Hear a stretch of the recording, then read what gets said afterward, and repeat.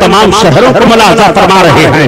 اسی بنیاد پر اہل سنت و جماعت کا ہر فرد بول پڑتا ہے کہ جب سرکار غوث اعظم کی نگاہ مقدس کا یہ عالم ہے تو رسول کونین کی نظر کرم کا عالم کیا ہوگا؟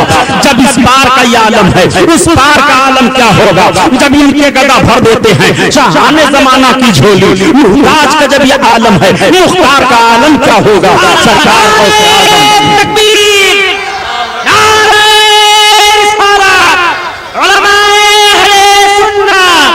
سبحان اللہ سبحان اللہ. آپ ذرا غور فرمائیے کوئی زمانہ ولیوں کی ضرورتوں سے خالی نہیں رہا ہے. سلطنت عباسیہ کا تو خلفائے عباسیہ کا دور چل رہا ہے. اسلام کا بڑا بول بالا ہے, ہر چار جانب بول بالا ہے اسلام کا. سرکار پیر پیرا میرے میرا غوث اعظم بڑے پیر دستگیر کی غوثیت کا معاملہ ہے. سارے ولیوں کے وہ سردار ہیں, تمام اولیاء کرام پائے جا رہے ہیں, لیکن حضرت غوث اعظم کا شہرا پورے عراق میں ہے. سرکار غوث اعظم کی شان خدا کی قسم ہوا ہے. آج جب کچھ لوگ ولیوں کی زندگی کی بات کرتے ہیں اور زندگی کی بات ہوتے ہوتے نبی کونین کے حیات پاک پر بات چلی جاتی ہے تو تعجب ہوتا ہے. یہی سرکار غوث پاک رضی اللہ تعالیٰ عنہ ہیں کہ بغداد شریف کے قبرستان میں حضرت امام احمد بن حنبل رحمۃ اللہ تعالیٰ علیہ انتقال فرما گئے ہیں. کافی عرصہ گزر گیا ہے. حضرت غوث اعظم بڑے پیر دستگیر ان کے قبر انور پر حاضری دینے کے لیے گئے. یہیں سے ایک مسئلہ حل ہو جاتا ہے کہ آج کا طریقہ یہ نہیں ہے ولیوں کی بارگاہوں میں جانا, بہت پرانا دستور پایا جا رہا ہے. سرکار غوث اعظم پیر پیرا میرے میرا حضرت امام احمد بن حنبل کو مزار پر حاضری دینے کے لیے گئے ہیں. اور حضرت امام احمد بن حنبل کی معمولی ذات نہیں ہے مسلمانوں. حضرت امام احمد بن حنبل چوتھے امام ہیں اور بڑے عظیم الشان امام ہیں. حضرت امام احمد بن حنبل حضرت امام احمد بن حنبل رحمۃ اللہ تعالیٰ علیہ کا وصال شریف جب بغداد میں ہوا اور ان کی نماز جنازہ میں جب مسلمانوں کی کثرت ہوئی ہے تو اس کثرت کو دیکھ کر کے اس دن 20,000 کافروں نے کلمہ پڑھ لیا تھا. اسلم یوم وفاتہ شرون الفن 20,000 لوگوں نے کلمہ پڑھ لیا تھا. اسی بنیاد پر ہم کہا کرتے ہیں جب کچھ لوگ کہہ دیا کرتے ہیں کہ مذہب اسلام تو تلوار کے زور سے پھیلا ہے, میں عرض کرتا ہوں ذرا جملہ بدل دو, تاریخ کا جنازہ نہ نکالو. مذہب اسلام تلوار کے زور سے کہاں پھیلا ہے؟ ایک مرد مومن کا جنازہ جا رہا ہے اور 20,000 کافر اسلام قبول کر رہے ہیں. مسلمانوں کا اجتماع دیکھ کر کے حضرت امام احمد بن حنبل کی نماز جنازہ کو ملاحظہ فرمانے کے بعد 20,000 لوگوں نے کلمہ طیبہ پڑھ لیا تھا. خدا کی قسم قربان جاؤ, مرد مومن کی روح جب نکلتی ہے اور عرش الہی کے قریب جاتی ہے تو اللہ کا عرش جھومنے لگتا ہے کہ مرد مومن کی روح آئی ہے. اعلیٰ حضرت عظیم البرکت کسی کی تو ترجمانی فرماتے ہیں کہ عرش پر دھوم مچی کہ مومن صالح ملا اور فرش پر ماتم اٹھا کہ طیب طاہر گیا. فرش پر ماتم اٹھا کہ طیب طاہر گیا. 555 ہجری کا دور پڑھا جا رہا ہے. سرکار غوث اعظم پیر پیرا میرے میرا حضرت امام احمد بن حنبل کے مزار پر حاضری دینے کے لیے گئے اور جیسے حاضر ہوتے ہیں سلام کرتے ہیں تب تک حضرت امام احمد بن حنبل کی قبر شق ہو جاتی ہے اور قبر انور سے اوپر نفس نفیس باہر نکل آتے ہیں. سرکار غوث اعظم سے معانقہ اور مصافحہ فرماتے ہیں اور ارشاد فرماتے ہیں اے عبد القادر, اللہ تعالیٰ نے اس وقت تمہیں وہ عظیم مرتبہ عطا فرمایا ہے کہ سارے لوگ تمہارے محتاج آ جائیں. وہ سرکار پیرے پیرا میرے میرا دکھائی دے رہے ہیں. اسی کی ترجمانی اعلیٰ حضرت عظیم البرکت نے اس طرح سے کر دی ہے کہ جو ولی قبل ہوئے بعد ہوئے ہوں گے. کیا بات ہے, جو ولی قبل ہوئے بعد ہوئے ہوں گے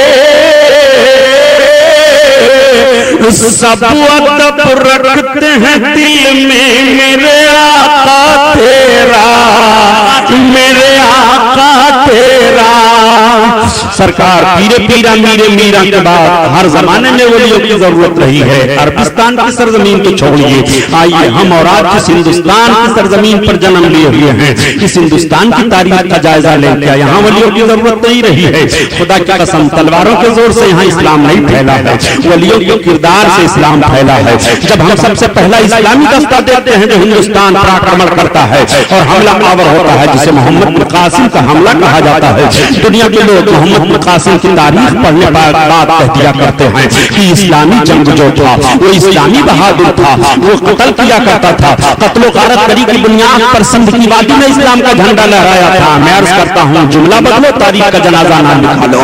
जब तुम्हारा जुल्म बढ़ा था, जब तुम्हारे जुल्म का बादल बरस रहा था और जब तुमने हिंदुस्तान के चेहरे पर कालिक लगा दी थी, ऐसी कालिक लगाई थी कि हिंदुस्तान का बच्चा बच्चा चीख पड़ा था, कन्याएं रो रही थी, उनकी आबरू का जनाजा निकल रहा था। अब मोहम्मद बिन कासिम ने सिंध की वादी में कदम रखा था। लेकिन मुसलमानों में आपसे पूछना चाहता हूँ, वो 17 बरस का नौजवान मोहम्मद बिन कासिम, उसने किस मदरसे में पढ़ा था?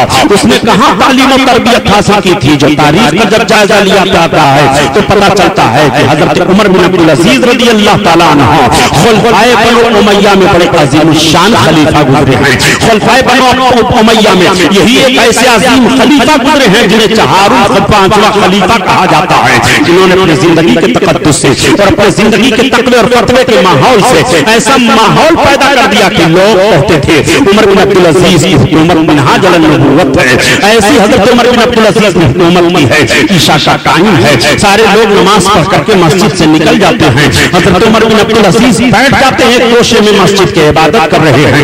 एक नन्हा सा बच्चा करीब में जाकर के बैठ जाया करता है और शेख के चेहरे की जियारत किया करता है। शेख उस बच्चे के चेहरे की जियारत करते हैं और उस बच्चे के चेहरे से सादात के आसार नुमाया है। देखने के बाद उस बच्चे को कुछ तालीम देते हैं, बच्चा भी निकल जाता है, शेख भी चले जाते हैं। दूसरी रात आती है, ऐसे ही महीनों कई रातें हजरत उमर बिन अब्दुल अजीज की बारगाह में छोटा सा बच्चा बैठ करके तरबियत हासिल करता है। किसी दिन उस बच्चे ने सुन लिया था कि अल्लाह के रसूल सल्लल्लाहु अलैहि वसल्लम ने इरशाद फरमाया है कि जो फौज हिंदुस्तान पर गजवा करेगी वो बगैर हिसाब के जन्नती हैं, बख्श दिए जाएंगे। ये जुमला कान में गूंज रहा था जब हिंदुस्तान के जुल्म ने पुकारा था और हिंदुस्तान के मजलूमों की आंखें बुलंद हुई थी। और हज्जाज बिन यूसुफ जो जालिम गवर्नर था, जब उस गवर्नर ने कहा था कौन है जो हिंदुस्तान की तरफ इस्लामी लश्कर लेकर के जाएगा और हिंदुस्तान में जुल्म होने वालों का सर कलम करेगा, तो 17 साल उसी का भतीजा खड़ा हुआ था करके मोहम्मद बिन कासिम, मेरे मुझे इजाजत आप दे दो, मैं भारत की सरजमीन पर जाना चाहता हूँ, हिंदुस्तान की तरफ मुझे जंग करने के लिए इजाजत दी जाए। 17 साल बच्चे के चेहरे को देखते हुए हज्जाज बिन यूसुफ ने इस्लामी फौज का एक दस्ता दे दिया था।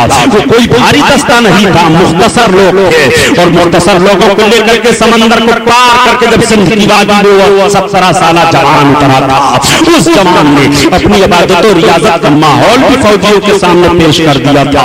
मैदान जंग में वो किरदार का गाजी दिखाई दे रहा था। लेकिन जब शबे तैजूर में देखा जा रहा है तो अमल घनी दिखाई दे रहा है। इश्क़ रिसालत का चिराग अपने सीने में लिए हुए है। मोहम्मद बिन कासिम की तलवारें सिंध की वादी में चली थी। 17 साल जवान राजा ताही के फौजियों से टकरा गया था और अपने सारे जवानों को कह दिया था कि जवानों, या तो मजहब इस्लाम का झंडा लहरा करके हिंदुस्तान से जुल्म और बर्बरियत का खात्मा कर देना है, या तो अपने आप को खाको खून में तड़पा करके अपने खून से हिंदुस्तान की सरजमीन को रंगीन बना देना है। मेरे मुजाहिदों को है अपना ये किरदार पेश कर देना है। मोहम्मद बिन कासिम की तलवार दिन भर चल रही है, रात का सन्नाटा आता है। प्यारे, वाकया सुनाना मकसद नहीं है, बल्कि जो बात सही में डालना चाहता हूँ औलिया किराम के ताल्लुक से उसको आप सोचते चलिए। यही मोहम्मद बिन कासिम, रात का सन्नाटा आया, फौजी हिफाजत के लिए फौजी दस्ता मुतय्यन कर दिया जाता है, जंगबंदी का ऐलान हो गया है, इशा की नमाज बहादुराने कौम पढ़ चुके हैं। मोहम्मद बिन कासिम अपने खेमे से निकल जाता है। लाओ जरा मैं मुलाहजा तो कर लूं, रात के सन्नाटे में मुजाहिदों का किरदार क्या है, ये रात के सन्नाटे में क्या कर रहे हैं। जब रात के सन्नाटे में एक मुजाहिद के खेमे का पर्दा उलट करके देखा तो देख क्या रहा है, वो सिपह सालार वो मुजाहिद कुरान की तिलावत कर रहा है। और दूसरे का पर्दा उठा करके देखा तो देखा कि दूसरा नमाज अदा कर रहा है। और जब तीसरे का पर्दा उठा करके देखा तो देखा कि वो तलवार सैतल कर रहा है। और जब चौथे का पर्दा उठा करके देखा तो देखा कि वो लोग कई ایک بیٹھ کر کے اپنے خیمے میں جنگ کا نقشہ تیار کر رہے ہیں. محمد بن قاسم واپس آ جاتا ہے, قرآن کھول لیتا ہے اور رات بھر 17 سالہ نوجوان قرآن کی تلاوت کرتا رہتا ہے. صبح کا سفیدہ پھیلا, فوجی مؤذن نے اذان دے دی ہے. اذان دینے کے بعد جب نمازیوں کی صفیں درست ہوئی ہیں تو 17 سالہ جوان میدان جنگ میں امامت کے مصلی پر کھڑے ہونے سے پہلے اعلان کر دیتا ہے, میری قوم کے بہادروں, آج میں تمہیں فتح و کامرانی کی بشارت دے رہا ہوں. اس لیے تمہیں فتح و کامرانی کی بشارت دے رہا ہوں کہ میں نے تمہارا کردار و عمل دیکھ لیا ہے. تم دن کے مجاہد بھی دکھائی دے رہے ہو, رات کے عابد و صاحب بھی دکھائی دے رہے ہو. میری قوم کے بہادروں, آج فتح تمہارے لیے مقدر ہو چکی ہے. ایک لشکری نے سوال کر دیا تھا, سپہ سالار ابھی تو ہم میدان جنگ میں نہیں گئے ہیں, ابھی تو ہماری تلواریں نہیں چلی ہیں, ابھی تو ہماری گردنیں نہیں کٹی ہیں, ابھی تو ہمارے خاک و خون میں لاشیں نہیں تڑپی ہیں, ہمیں فتح کی بشارت کیسے مل رہی ہے؟ تو محمد بن قاسم نے للکارتے ہوئے کہا تھا, مجھ سے جملہ نوٹ کر لو, جس قوم کے نوجوان رات کے عابد ہوتے ہیں اور دن کے غازی ہوتے ہیں, اس قوم کے نوجوان میدان میں اترنے سے پہلے کامیاب کر دیے جاتے ہیں, اور جس قوم کے نوجوان رات کے عیاش ہوتے ہیں اور دن کے سجدہ ہوتے ہیں, ان کی داستان تک نہیں ہوتی ہے داستانوں میں. میری قوم کے بہادروں میں تمہیں ذہن و فکر دے رہا ہوں. علی کی ذوالفقار لی, عمر کا اقتدار لی, حسن کا اعتبار لی, حسین کا شعار لی, وقار لی, قرار لی, مجاہدی قطار لی, مثال شاندار لی, قدیم یادگار لی. ابھی تو نوجوان ہے, ابھی تو نوجوان ہے, اور محمدی پیام لی, حریم کعبہ تھام لی, فضیلت تمام لی, سلام لی, کلام لی, دلاوری کا جام لی, بہادری سے کام لی, قضا کا ہاتھ تھام لی. ابھی تو نوجوان ہے, ابھی تو نوجوان ہے. تو تاریخ بتا رہی ہے کہ اسی دن سندھ کی وادی میں محمد بن قاسم کے فوجی ہوں کو فتح و کامرانی نصیب ہو گئی تھی اور اسلام کا جھنڈا لہرا رہا تھا. سبحان اللہ, سبحان اللہ, اللہ اکبر, سبحان آپ ذرا غور فرمائیے, کردار و عمل کا کیسا ذہنی تھا وہ جوان, اس لیے کہ اس جوان کو تربیت ملی تھی ایک اللہ کے مقدس ولی سے جن کا نام حضرت عمر بن عبدالعزیز ہے. اللہ کے ولی کی بارگاہ سے تربیت پایا ہوا مجاہد کبھی بھی میدان جنگ میں اپنے کردار و عمل کا جنازہ نہیں نکالتا ہے, بلکہ اپنے کردار و عمل سے وہ دنیا کو درس حیات دیتا چلا جا رہا ہے اور کہہ دیتا ہے طریقے مصطفیٰ کو چھوڑنا ہے, وجہ بربادی اسی سے قوم دنیا میں ہوئی بے اقتدار اپنی. آپ ذرا ملاحظہ فرمائیں, جب راجہ داہی کے قیدیوں کو قید کیا گیا, راجہ داہی کی دو بیویاں تھیں. ایک راجہ داہی کی سگی بہن تھی جس نے اپنی سگی بہن سے شادی کی تھی. گرفتاری عمل میں آئی, گرفتاری عمل میں آنے کے بعد محمد بن قاسم نے اعلان کر دیا, ان کو جتنی سہولتیں چاہیے یہ ساری سہولتیں ہم سے لے لیں. راجہ داہی کی بہن نے محمد بن قاسم کے کردار و عمل کو جب دیکھا تو کہا, یہ میں جانتی ہوں اور یہ کہہ رہی ہوں کہ مسلمان فوجیوں کا سپہ سالار بہت ہی مقدس ہے, اسے تو ایشور کا روپ مل گیا ہے, اس نے نگاہ نہیں اٹھائی ہے کسی پرائی عورت کی طرح, لیکن میں جل بھن جاؤں گی, مسلمان کے سامنے نہیں جا سکتی ہوں. یہ تو اس نے کہہ کر کے اپنی زندگی کو جلا کر کے خاکستر کر لیا تھا. لیکن راجہ داہی کی دوسری رانی جب سامنے آتی ہے, محمد بن قاسم سے اس نے کہا تھا, اے اسلام کے مجاہد, اے اسلامی فوجیوں کے سپہ سالار, تمہارے چرنوں میں میں اپنے جیون کو بتانے کے لیے تیار ہوں. محمد بن قاسم نے اپنی تلوار کو فضا میں لہراتے ہوئے کہا تھا کہ اگر میں نے تم سے نکاح کر لیا تو دنیا کی تاریخ مرتب ہو جائے گی. محمد بن قاسم نے حسن کے لیے جنگ کی تھی اور حسن کے لیے اس نے یہ تلواریں چلائی تھی. مجھے تمہارے حسن کی ضرورت نہیں ہے, میں اسلامی ماحول پھیلانے کے لیے آیا ہوں, اسلامی کردار نافذ کرنے کے لیے آیا ہوں. محمد بن قاسم نے کہتے ہوئے اس کو ٹھکرا دیا تھا. تاریخ کا جنازہ نکالتے ہوئے لوگ محمد بن قاسم پر الزام لگاتے ہیں. یہ تو تاریخ کا ایک ورق میں نے آپ کے سامنے رکھا. عرض کرنے کا مطلب یہ ہے کہ ہر دور میں ولیوں کی ضرورت رہی. یہ بچہ ایک طرف مجاہد بھی دکھائی دے رہا ہے اور دوسری جانب یہ اللہ کا ولی ہے. اس نے اپنے کردار و عمل سے دنیا والوں کو درس حیات دے دیا تھا, جیون کا تقدس دے دیا تھا. آئیے ذرا غور کیجیے, آج جس صلاح الدین ایوبی کی تاریخ پڑھی جا رہی ہے, صلاح الدین ایوبی کی تاریخ کا ایک جائزہ آپ اپنے سامنے رکھیے. اللہ کے ولی کا کردار کس طرح سے سامنے آتا ہے. ایک खुलफाए अब्बासिया की फौज का एक सिपाही अपनी गोद में एक छोटा सा बच्चा लेकर के बड़े पीर दस्तगीर की खानकाह में पहुंच जाता है। उसके चेहरे से ऐसा लग रहा है ये बहुत बड़ा मुजाहिद है, बहुत बड़ा फौजी है, बहुत बहुत भारी जंगजू है। सरकार बड़े पीर के कदमों का बोसा लेते हुए अर्ज किया, हुजूर मैं अब्बासी खुलफा की हुकूमत में कई लोगों के दौर से फौज में रह रहा हूँ, मैं एक अदना सिपाही की हैसियत से काम कर रहा हूँ। सरकार मेरे घर मेरा बच्चा पैदा हुआ है, मैं उस बच्चे को आपकी गोद में लेकर के आया हूँ। बड़े पीर ने उस बच्चे को अपनी गोद में लेकर के उसके सर पर अपना हाथ रखा था और इरशाद फरमाया था, अल्लाह ताला इसे दीन का बहुत बड़ा खादिम बनाए। बड़े पीर दस्तगीर का ये जुमला नोट कर लो, उसी बच्चे का नाम सलाहुद्दीन अय्यूबी है, जिस सलाहुद्दीन अय्यूबी ने यूरोप की ताकतों का छक्का छोड़ा दिया था और 532 बरस तक उसके किरदार और मिशन पर लोग अमल करते रहे तो यूरोपियों को इस्लामी हुदूद में घुसने नहीं दिया था।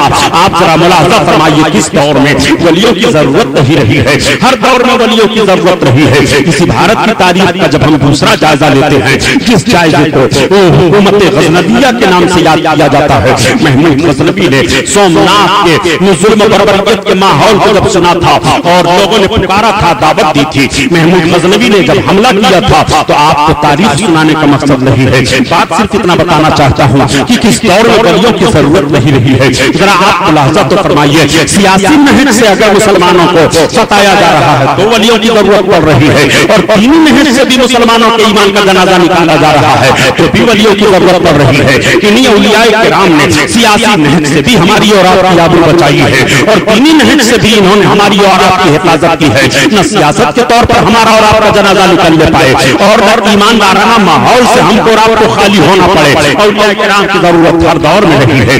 महमूद गजनवी का तौर तरीका ये था, वो बुजुर्गों से बड़ी मोहब्बत किया करते थे। आज जरा मुलाहजा फरमाइए, तनकीद और तबसरा का दौर चला आया है और जमात इस्लामी के कुछ ऐसे फिक्र के गंदे लोग निकल पड़े हैं जो तसव्वुफ का इनकार कर दिया करते हैं। ये तसव्वुफ समझ में बात नहीं आ रही है।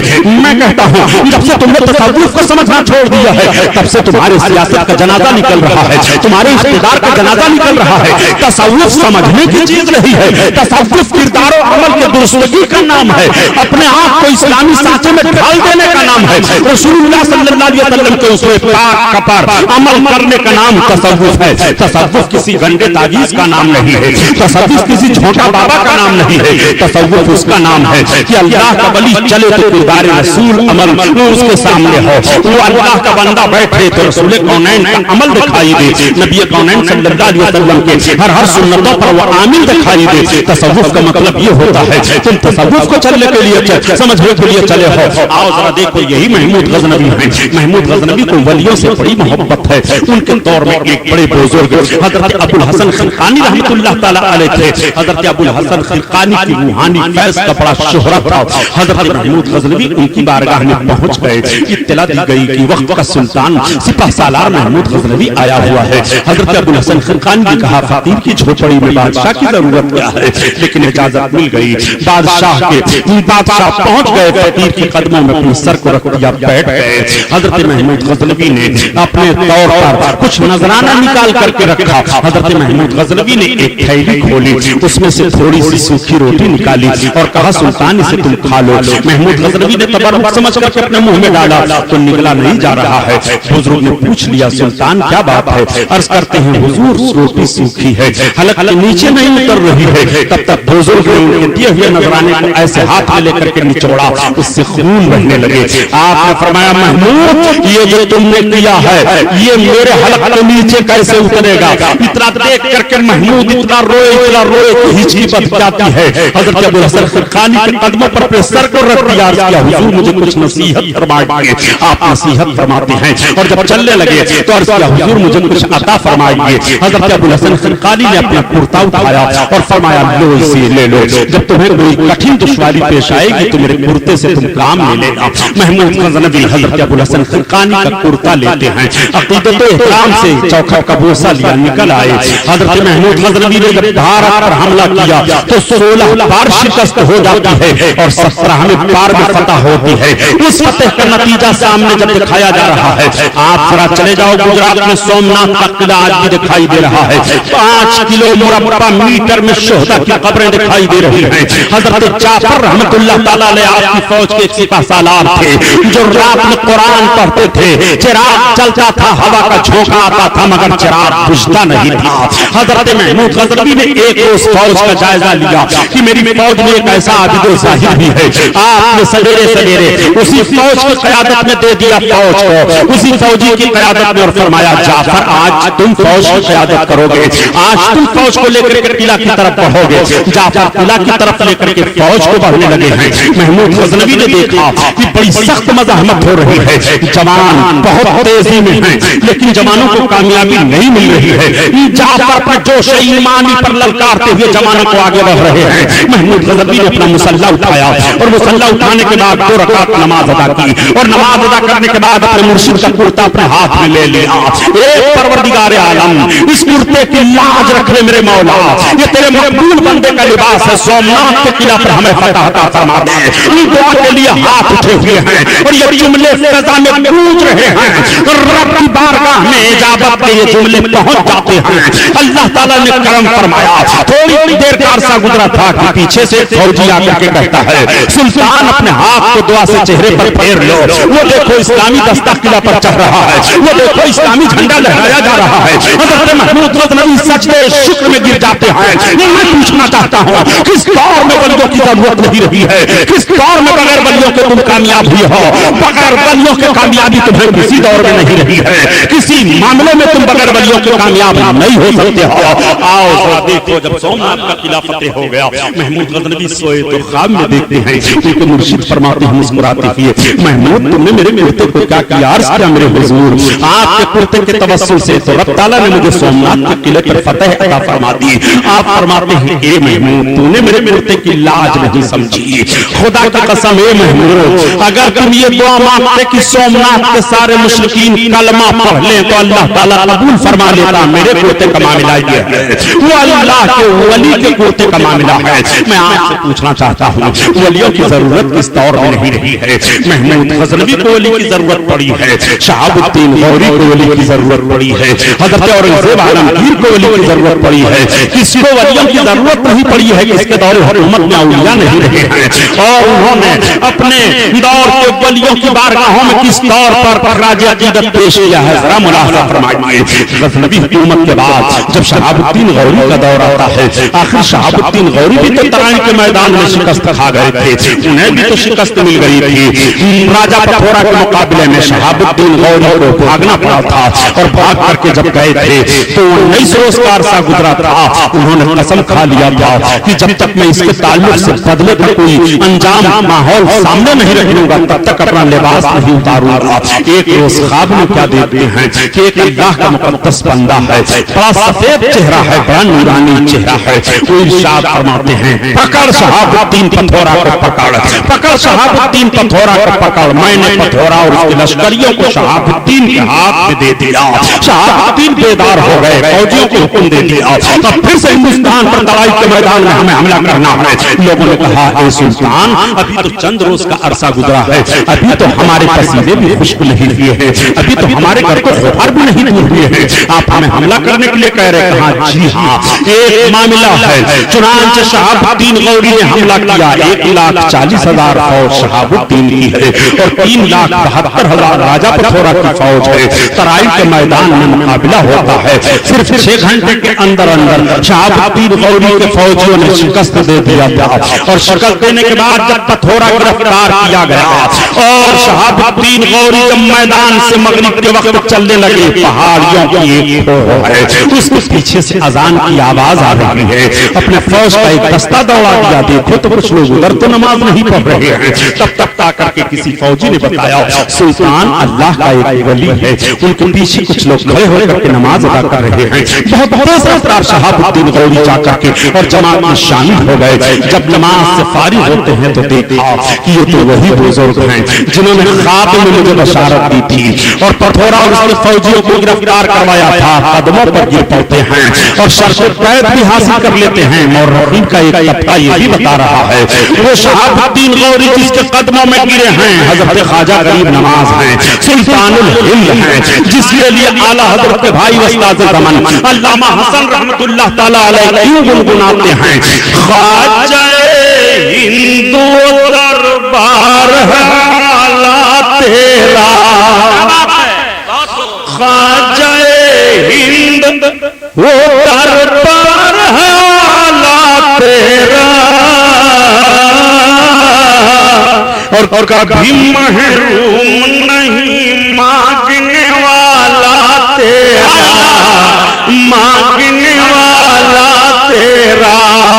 ولیوں کی ضرورت اس دور میں نہیں رہی ہے، آپ ذرا دیکھیں صحابہ کے دور سے لے کر کے تابعین تبع تابعین ائمہ مجتہدین خلفائے بنو امیہ خلفائے عباسیہ، اس کے بعد آپ دیکھتے ہوئے چلے آئیے ترکوں کی حکومت میں، اس کے بعد آپ دیکھتے چلے آئیے جس ملک میں ہم اور آپ جیون بتا رہے ہیں اس ملک کا جائزہ لیجیے۔ 988 برس اس ملک میں اسلامی حکومت ہوئی ہے۔ میں آپ سے پوچھتا ہوں ان سارے سلطانوں کی تاریخیں پڑھتا رہو، کسی کا دربار ولیوں سے خالی نہیں ہے، کوئی ولیوں کی چوکٹ پر جانے سے انکاری نہیں ہے، سب ولیوں کی بارگاہوں میں جایا کرتے ہیں، سب ولیوں کی چوکٹوں پر حاضری دیا کرتے ہیں۔ آؤ ذرا جائزہ لو، جب شہاب الدین غوری کے دور کا معاملہ الگ ہوتا ہے اور مغلوں کا معاملہ آتا ہے، مغلوں کی بات آتی ہے، مغلوں کی حکومت کا معاملہ ہندوستان میں آتا ہے۔ 335 برس تک مغلوں نے ہندوستان میں حکومت کی ہے، مغلوں کی حکومت 335 برس ہندوستان میں رہی ہے۔ انہوں نے اپنے دور حکومت میں کس کس طور پر اولیاء کرام کی بارگاہوں میں خراج عقیدت پیش کیا ہے، جس ظہور الدین بابر پر الزام لگایا جاتا ہے کہ ظہور الدین بابر نے مندر کو توڑ توڑ کے بابری مسجد کو تعمیر کیا تھا، تاریخ کا جنازہ لگایا جا رہا ہے۔ اگر مندروں کو توڑ توڑ کے مسجدوں کا معاملہ ہوتا تو 988 برس ہم بھارت میں رہے ہیں، تمہارے ایک بھی بت خانے کا پتہ نہ ہوتا۔ ہم نے تو رواداری کی تھی، ہم نے تو مساویانہ ماحول برپا کیا تھا اور ہم نے یہ بتایا تھا کہ ہم وہ ہیں کہ جب کوئی اسلامی اختیار اور قبضہ میں آ جاتا ہے تو اس کے جان و مال کی حفاظت کرنی ہماری ذمہ داری ہو جاتی ہے۔ مسلمانوں جان مال کی حفاظت کی ذمہ داری مسلم حکومت کا ذمہ ہو جاتی ہے۔ آپ علماء سے فتویٰ لے سکتے ہو، پوچھ سکتے ہو کہ اگر اسلامی حکومت قائم ہو جائے اور کفاران زندی ہو جائیں تو ان کے جان و مال ان کے عبادت گاہوں کی حفاظت حکومت کی ذمہ داری ہو جاتی ہے۔ ہم نے تو اپنی ذمہ داری نبھائی تھی، اگر ہم اپنی ذمہ داری نہ نبھائے ہوتے اور اسلامی قانون پر اس طور پر عمل نہ کیا گیا ہوتا، ظلم و جبر جس طرح تم بیان کرتے ہو ایسا برپا کیا گیا ہوتا تو 988 برس ہم بھارت میں رہے، 988 برس میں تمہارے وجود کا پتہ نہ چلتا، 988 برس میں تم سرما بنانے کے لیے نہ رہ جاتے، اس لیے کہ تلواریں ہمارے ہاتھ میں تھی، اقتدار ہمارے ہاتھ میں تھا، فوجی دستہ ہمارے ہاتھ میں تھا۔ ہم نے تمہیں کس میدان میں شکست نہیں دی تھی، ہم نے تمہیں کس ماحول میں پچھاڑا نہیں تھا، لیکن آؤ ذرا دیکھو نہیں، اسلامی ماحول یہ ہے کہ تم قابض ہو جاؤ، جب تمہاری حکومت کا سکہ جم جائے تو جان و مال کی حفاظت کرنا رعایا کی تمہاری ذمہ داری ہے، ان کی عبادت گاہوں کی حفاظت کرنا تمہاری ذمہ داری ہے، تم اپنی ذمہ داریوں کو نبھاؤ، خدا سے خوف کھاؤ۔ یہ اسلامی دستور ہمارے سامنے رہا ہے۔ آپ ذرا ملاحظہ فرمائیے، ظہور الدین بابر کی بات چل رہی تھی، ظہور الدین بابر مقام اجتہاد کو پہنچا ہوا عالم تھا، ایسا بادشاہ تھا، اتنا بڑا بادشاہ تھا، اتنا بڑا سلطان تھا ظہور الدین بابر، اور اتنا طاقتور بابر تھا، اتنا طاقتور تھا کہ ایک جوان کو اس بغل میں کر لیتا، ایک جوان کو اس بغل میں کر لیتا اور دیوار پر دوڑنے کے لیے آپ کہتے تو دوڑتا ہوا چلا جاتا۔ اتنا مضبوط بادشاہ تھا، اتنا مضبوط طاقتور سپہ سالار تھا ظہور الدین بابر۔ ظہور الدین بابر اجتہاد کے مقام پر پہنچے ہوئے بھی حضرت امام اعظم ابو حنیفہ رحمۃ اللہ تعالی علیہ کا مقلد تھا۔ جتنے سلاطین مغلیہ گزرے ہیں بھارت کی سرزمین پر، سبوں نے تقلید حضرت امام اعظم ابو حنیفہ کی ہے۔ میں آپ سے پوچھنا چاہتا ہوں، یہ سارے تقلید کرنے والے سلاطین اسلامیہ کے بادشاہ اور اس وقت کے تمام مسلمان کا یہ براتی تھے، کیا انہوں نے اماموں کا معاملہ نہیں سمجھا تھا؟ کیا امام کو یہ نہیں چھوڑ سکتے تھے؟ لیکن نہیں، یہ حضرت امام اعظم ابو حنیفہ کی تقلید کر رہے ہیں، حضرت خواجہ غریب نواز حضرت امام اعظم ابو حنیفہ کی تقلید کر رہے ہیں، حضرت مخدوم کا چوچا حضرت امام اعظم ابو حنیفہ کی تقلید کر رہے ہیں، یہ بزرگان مارحہ مطہرہ امام اعظم ابو حنیفہ کی تقلید کر رہے ہیں، یہ بزرگان دین امام اعظم ابو حنیفہ کی تقلید کر رہے رہے ہیں. آپ ذرا سوچو, یہی حضرت تین بابر جب غوث گوالیار کی بارگاہ میں حاضر ہوئے تو حاضر ہونے کے بعد ان کا جملہ ذرا دیکھو کہ ظہیر الدین بابر بدرگاہ غوث گوالیار حاضر شد, وہ پر مزار فاتحہ خواند, وہ مرادہ خواست. ظہیر الدین بابر غوث گوالیار کے مزار پر حاضر ہوا اور حاضر ہونے کے بعد فاتحہ پڑھی اور اپنی مرادوں کو مانگا, اور اس کے بعد یہی ظہیر الدین بابر حضرت شرشتی نے منیری کے مزار پاک پر حاضر ہونے کے بعد مزار مختوم بہار حاضر شد, وہ فاتحہ خواند و مرادہ خواست. حضرت مختوم بہاری کے مزار پاک پر حاضر ہوا, فاتحہ پڑھی اور مرادیں مانگی. پتہ یہ چلا کہ بزرگوں کے مزار پر جانا, فاتحہ پڑھنا یہ آج کا طریقہ نہیں ہے, اور ان کے توسل سے مرادوں کو حاصل کرنا یہ آج کا طریقہ نہیں ہے, بلکہ بہت پرانا طریقہ پایا جا رہا ہے. اس دور میں بزرگوں کی ضرورت نہیں رہی ہے, ظہیر الدین بابر کی پیشانی جھک رہی ہے تو حضرت غوث گوالیار کی چوکھٹ پر جھک رہی ہے, مخدوم بہار کے چوکھٹ پر جھک رہی ہے. آؤ ذرا دیکھو ان بزرگوں کی چوکھٹوں پر کیسی کیسی پیشانیاں جھکی ہیں. جس جلال الدین اکبر بادشاہ کا نام تم لیا کرتے ہو, تاریخ میں مغل سلاطینوں کی تاریخوں میں سب سے زیادہ تعریفیں اگر کسی کی جاتی ہیں تو اکبر کی جاتی ہیں, اس لیے کہ اکبر ان کے مزاج اور ان کے فن کا آدمی تھا. لیکن اکبر کی بھی پیشانی اگر جھکی ہے تو حضرت سلیم چشتی فتح پوری کے چوکھٹ پر جھکی ہے. اگر اکبر کسی کی بارگاہ میں گیا ہے اور اپنی پیشانی کو جھکا دیا ہے تو سلیم چشتی کی بارگاہ میں جھکایا ہے, اور حضرت سلیم چشتی کی بارگاہ میں جب اپنی پیشانی کو جھکایا تھا تو مراد کون سی مانگی تھی؟ میری گود خالی نہ رہ جائے, میرے بڑھاپے کا کوئی ایسا ہو جائے. تو حضرت سلیم چشتی نے بشارت دی تھی اور پیدا ہوئے تھے سلیم بادشاہ, انہی کے نام پر سلیم کا نام سلیم رکھا گیا تھا. بزرگوں کی ضرورت کس دور میں نہیں رہی ہے. ان سلاطین مغلیہ کی تاریخیں دیکھ کے آپ چلے آئیے, اور جب اورنگزیب عالمگیر رحمت اللہ علیہ پر پہنچیں گے تو اورنگزیب عالمگیر رحمت اللہ تعالیٰ علیہ ہندوستان میں 49 برس 7 مہینہ اور 4 دن انہوں نے حکومت کی ہے. تبت وادی سے لے کر کے افغانستان کی سرحد تک ان کی حکومت رہی ہے. یہ چھوٹا بڑا اتنا ملک نہیں تھا, بلکہ تبت کی وادی سے لے کر کے افغانستان کی سرحد تک اتنا بڑا ملک تھا. آج جب کچھ لوگ کہہ کرتے ہیں کہ مسلمان ملک کو وفادار نہیں ہیں, میں کہتا ہوں ذرا ہماری تاریخ پڑھ کر کے دیکھ لو. آج کروڑوں اور ہزاروں کی ہے زمین چین ہندوستان کا لیے ہوئے ہے. آج ہندوستان کا بٹوارا. دوستو, اس پروگرام کو اور گزشتہ شب جو پروگرام گزر گیا اس پروگرام کو برسہ برس تک محفوظ رکھنے کے لیے کیسٹ کا انتظام کیا ہے, اور یہ کیسٹ عبداللطیف ریڈیو جامعہ حنفیہ غوثیہ بجڈیہ کے ٹھیک پیچھے واقع ہے. یہ کیسٹ سینٹر, آپ وہاں سے اس کیسٹ کو حاصل کر سکتے ہیں.